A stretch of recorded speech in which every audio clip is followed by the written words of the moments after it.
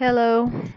I wanted to make one last video on certain things about palmistry because I thought whatever I spoke about in my last few videos it did not come full circle, or maybe wait a minute, or maybe I didn't explain things in bullet points as I wanted to. So I thought I might as well make one last video, at least for the time being, about certain things for all those who find themselves in a state of foggy mind, and things that I found helpful should be helpful for some other people as well. And it would be a better thing if they are simple as well. So here we go. My usual illustration, if it is visible, is it? It is. It is. Yep. Yep. No. Yeah. Now it is. Now it is. I've got so many marks burnt and whatnot. Yeah. So fine. Let me come straight to the point. See, if you want to know what exactly are you meant for, there are some pointers that you can get through your palm. I discussed things in great detail in my last two videos, but I thought if you're looking for some crash course kind of thing, or just want to have an idea, because all these matters are a matter of interpretation. Can anyone have the last word? The answer is no, we cannot have. We are just interpreting. We don't have books sent from above, from heavens, that we could read as instruction manual and find things. We keep doing trial and error, and we come to conclusions. I'm just here to discuss my observation, things that I've experienced, things I have uh, found out, read, and all rolled into one. So fine. So just looking at your hand, looking at your palm, there are two things that you can find out. Either your fingers are longer than your palm, or they are shorter than your palm. In my last videos, one of them, there were two videos on based on palmistry. One of them spoke about, and in one of them I spoke about what palm means, what fingers mean. Basically, this particular portion, that is the palm bit, is your instinct, your inner world. These are your thoughts and actions, the fingers, right? So if you have longer palm areas, then that means you're instinctive. You work things out of intuition, whereas people who have longer fingers, they are detail oriented. Now this is one thing that can straight away be quite telling. Fine. Another thing is, then you can pay attention to the phalanges of your fingers, that are these three divisions. So the lowermost is conceptualization. So there are four fingers, one thumb, and there is a mount underneath each finger, which is connected to an aspect of life. Some connect those mounts with planets, astrological perspective, to give it an astrological perspective, and all those things that those planets are associated with, like this particular thing below the index finger, it's connected to expansion, to growth. All those things that Jupiter is connected with, the middle finger with Saturn. So things that give you structure, because Saturn is all about putting limitations um, in your existence. So, given those constraints, how you can move forward would decide the structure that you would give to the creations you make. The third finger, or the ring finger, is some call it. Uh, I don't know. There's. I mean, I'm confused because most of the people relate it to Apollo, that's sun, but I read it somewhere and I feel it too, that it let's just connect this ring finger to Mount of Venus, because it's connected to luxury, to the lifestyle, to the fame, to material wealth, and so on. And our two things that give luminosity to our life is Mount of Apollo and Mount of Luna, because they're two luminous bodies in the space, sun and moon.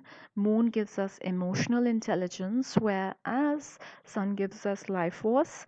Life force is the one which is required for everything to function.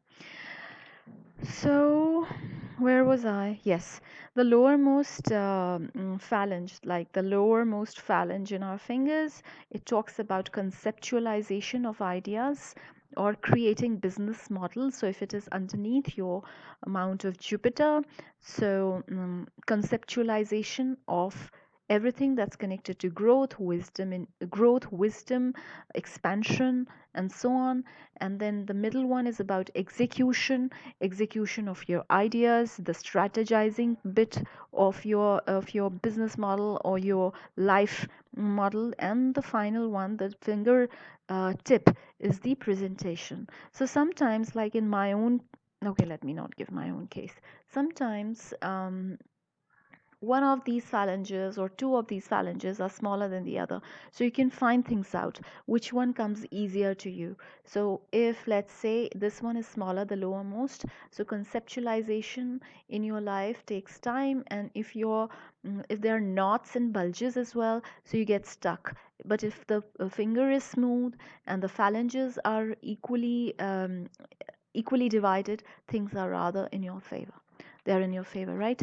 Because you are not finding anything particularly difficult, neither conceptualization nor execution, and nor your presentation of your ideas that you have executed. You don't find it difficult to present them to the world.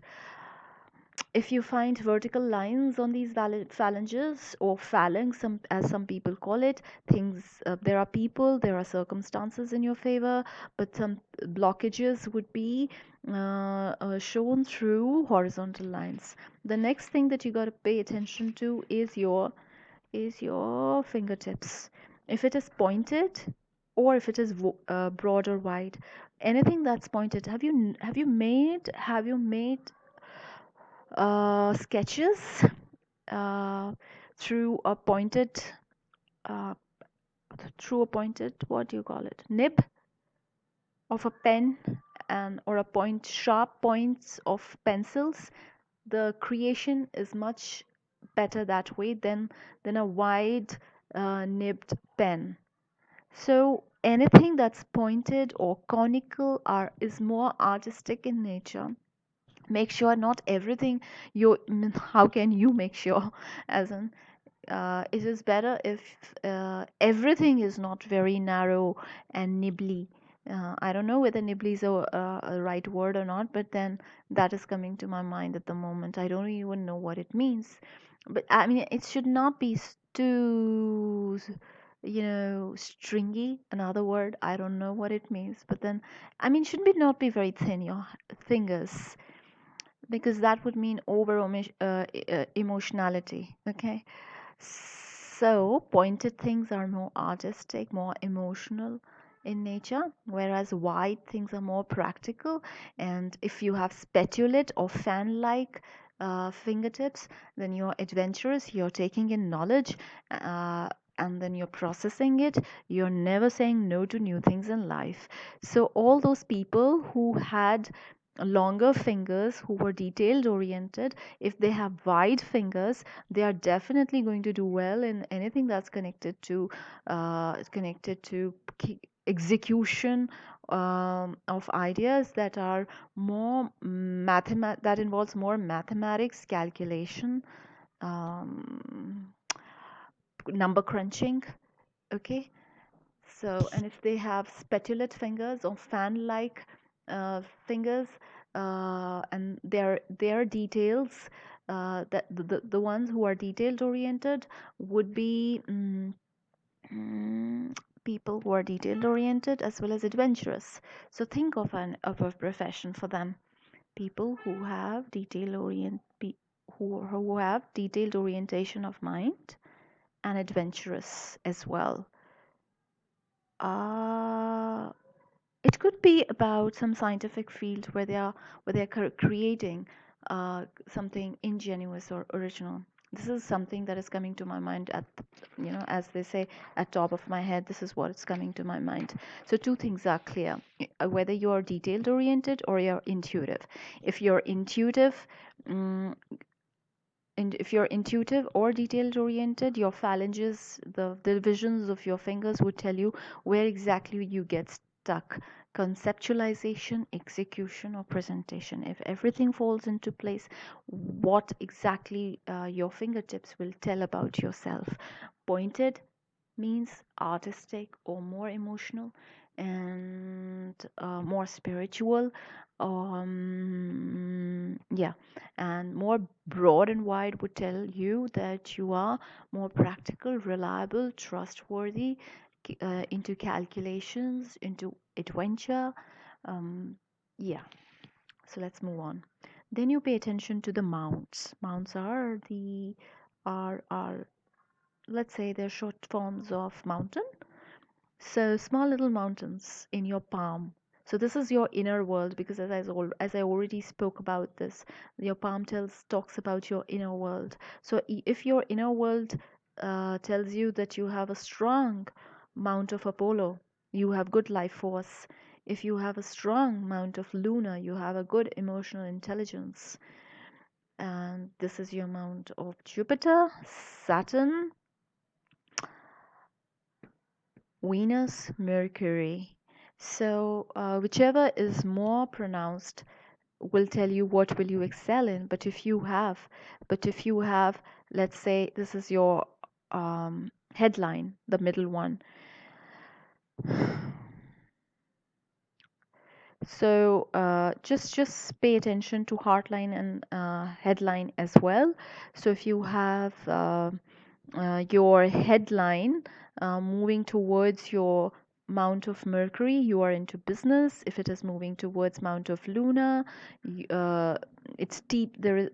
If it is not too steep, it's just there is a small little bend towards Mount of Luna, you're more artistic in nature.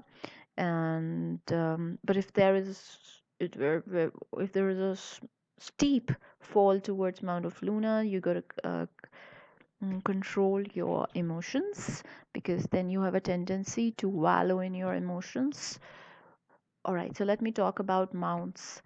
If the mount of Jupiter is quite developed, as an overdeveloped, you're too ambitious, and your Saturn is too developed, you have a tendency towards depression. But if it is moderately developed, you will be able to recognize limitation and constraints and still work your way out.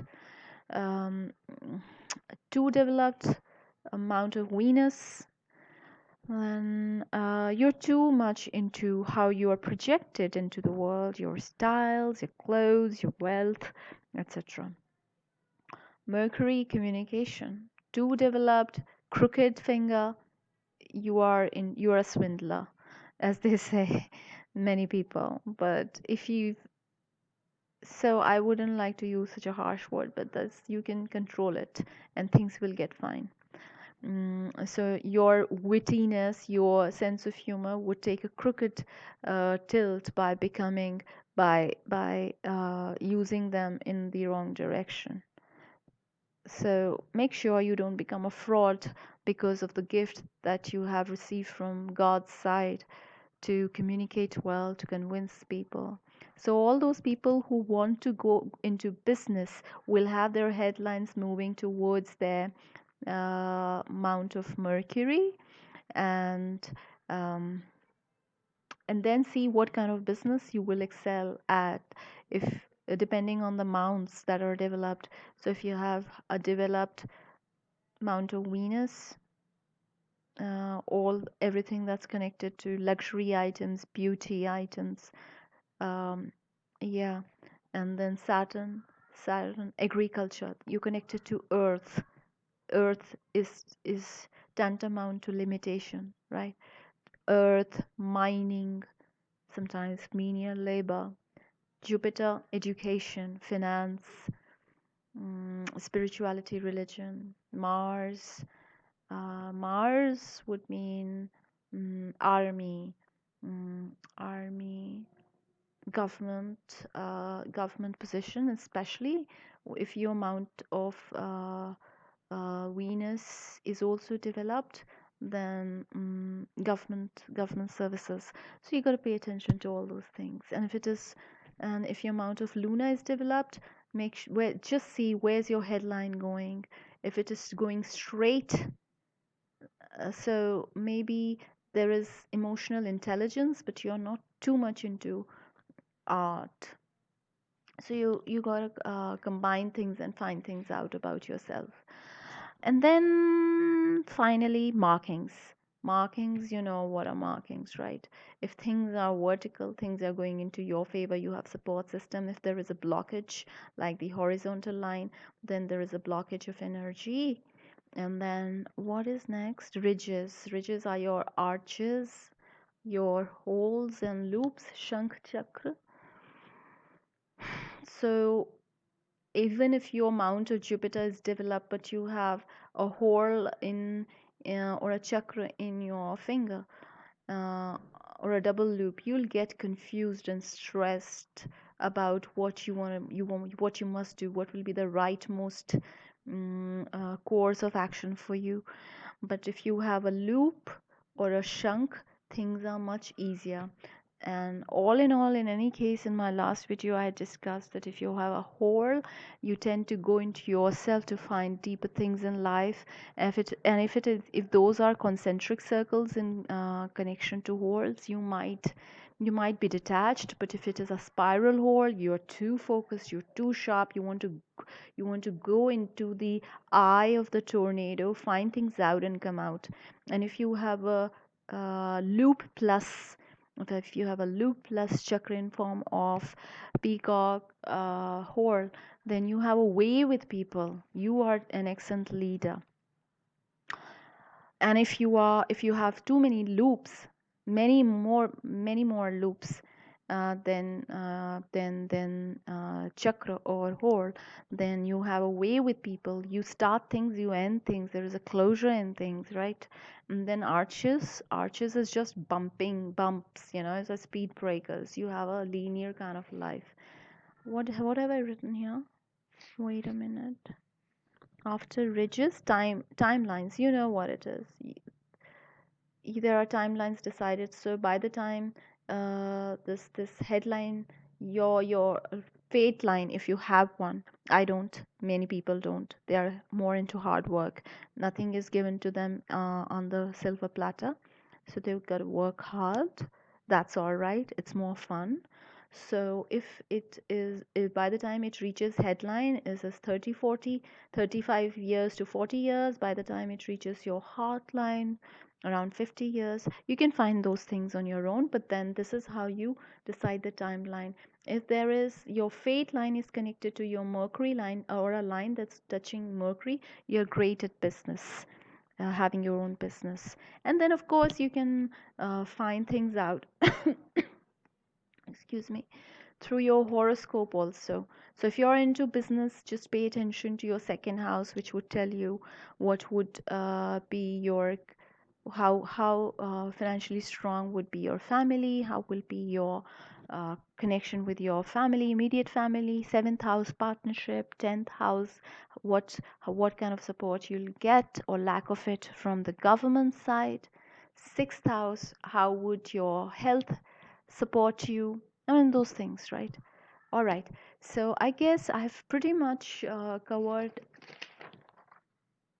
all aspects in course of 3 videos. And even if I've left some, if your interest is piqued through these videos, you can find things out on your own. Because what's really the motive behind making these videos is that a foggy mind can be helped by giving some clarity through a map, which you carry in your palm, both palms. Right hand is something that you make, and left that you're born with. Just make sure what are the differences between the two. Do you have the potential but you're not actualizing it, or you've actualized something which you did not carry it with you? So great. So you know that there can be some level of clarity that can be provided through palmistry, and if you're in need, I guess you should go for it. Okay.